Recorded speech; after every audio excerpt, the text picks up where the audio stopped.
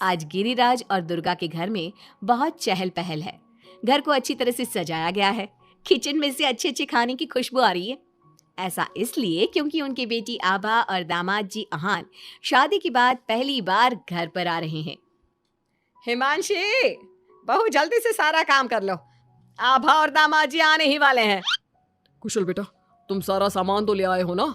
और काजू कतली लाए हो या भूल गए? दामाद जी को बहुत पसंद है। हिमांशी और कुशल एक दूसरे से बहुत प्यार करते हैं और अपने माता पिता की सारी बातें मानते हैं। लेकिन जब से कुशल की बहन आभा की शादी हुई है, मानो उसके माता पिता के लिए उनका दामाद ही सब कुछ है। आभा और अहान घर पर आते हैं।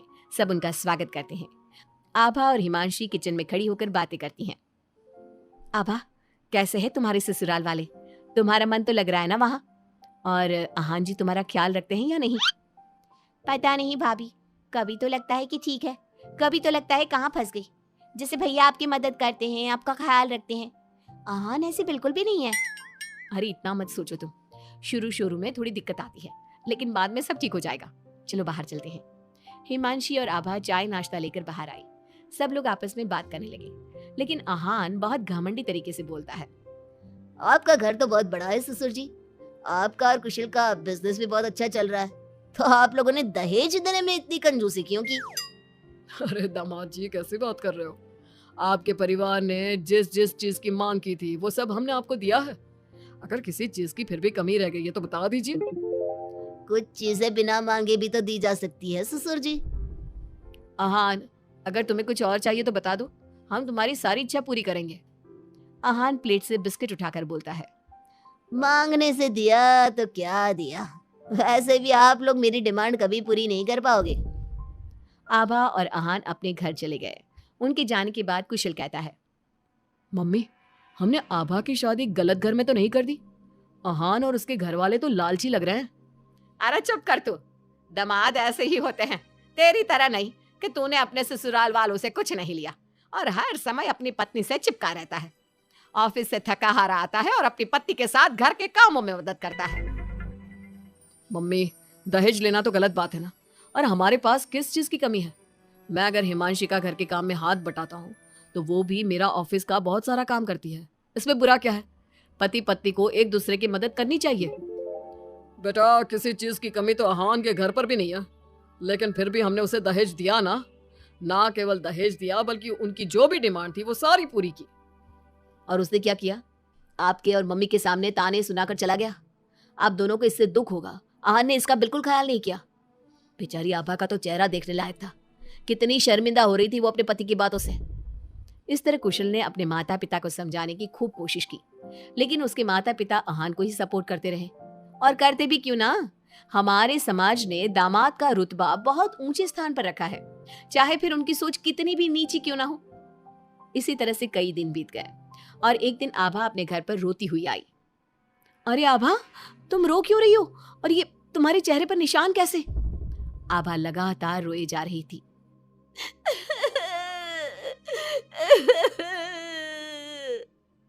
अरे बता मेरी बच्ची, क्या हुआ है तुझे? मत रो इस तरह, मेरा तो दिल बैठा जा रहा है। क्या हुआ है बेटा? हिमांशी और दुर्गा के बार बार पूछने पर आभा ने बताया। मम्मी, मुझे आहान ने बहुत मारा है। क्या? दामाद जी ने तुझ पर हाथ उठाया? लेकिन क्यों? वो रोज शराब पी कर आते हैं और मुझे मारते हैं, लेकिन आज तो उन्होंने हद ही कर दी। क्या अहान जी शराब पीते? ये बात तो उनके घर वालों ने बताई नहीं थी। अरे कौन अपने बच्चों की कमियां बताता है?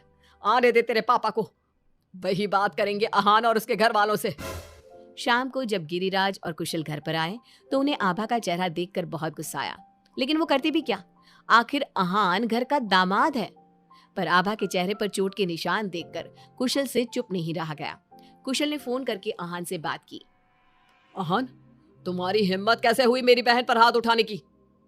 तुम्हारी बहन घर में किसी की बात नहीं सुनती, जो उसके मन में आता है वही करती है। अब तुम ही बताओ, मैं कैसे चुप बैठ सकता हूँ? अगर वो किसी की बात नहीं सुनेगी तो तुम उस पर हाथ उठाओगे? मैं तुम्हारी तरह नहीं कि अपनी पत्नी के पीछे पीछे घूमता रहूं। अगर तुम्हारी बहन जरा भी टेढ़ी चली ना तो मैं उसे इसी तरह से मारूंगा। ये बोलकर अहान ने फोन काट दिया। ये सुनकर कुशल को बहुत गुस्सा आया। कुशल ने कहा।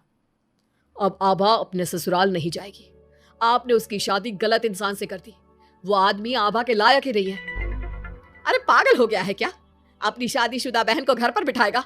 लोग क्या कहेंगे? मम्मी, आपको अपनी बेटी की चिंता है या लोगों की? आहान हमारा दामाद है और घर में छोटे मोटे झगड़े तो होते ही रहते हैं। हमें इन बातों पर ध्यान नहीं देना चाहिए। हम आहान के माता पिता से बात करेंगे। आभा को आहान बिल्कुल पसंद नहीं था, लेकिन उसके माता पिता समाज के डर से उसे बार बार आहान के घर पर भेज देते थे। इस बार भी आभा को अपने ससुराल जाना पड़ा। एक दिन हिमांशी की तबीयत खराब हो गई तो उसने घर का काम नहीं किया। तबीयत खराब होने का बहाना बनाकर सुबह से लेटी है। तुझे इस घर में जितना आराम मिला है ना, दुनिया में किसी बहू को कहीं इतना आराम नहीं मिला होगा। तेरा तो पति भी तेरे साथ काम कराता है। देख मेरी आभा को, बेचारी कितना पिटती है अपने पति से और सारे घर का काम खुद ही करती है। शाम को जब कुशल घर आता है तो हिमांशी उसे सारी बात बताती है। तुम मम्मी की बात का बुरा मत माना करो। मम्मी चाहती है कि मैं उनके निकम्मे दामाद की तरह बन जाऊं, जो अपनी पत्नी की बिल्कुल भी इज्जत नहीं करता। लेकिन मैं ऐसा नहीं बन सकता। कुशल ने हिमांशी का बहुत ख्याल रखा और वो जल्दी ही ठीक हो गई। वहीं आहान आभा के साथ बहुत बुरा बर्ताव करता था। आभा के माता पिता ना तो आभा की बात सुनते और ना ही कुशल की। एक दिन आहान किसी काम के सिलसिले में शहर से बाहर गया हुआ था। वो जिस होटल में रुका था वहां उसे आहान दिखा। अरे ये तो आहान लग रहा है, मगर इसके साथ ये लड़की कौन है? कुशल ने वहां कुछ लोगों से पूछताछ की तो उन्होंने बताया, ये तो अक्सर इस होटल में अलग अलग लड़कियों के साथ आते हैं, लेकिन आप ये सब क्यों पूछ रहे हो?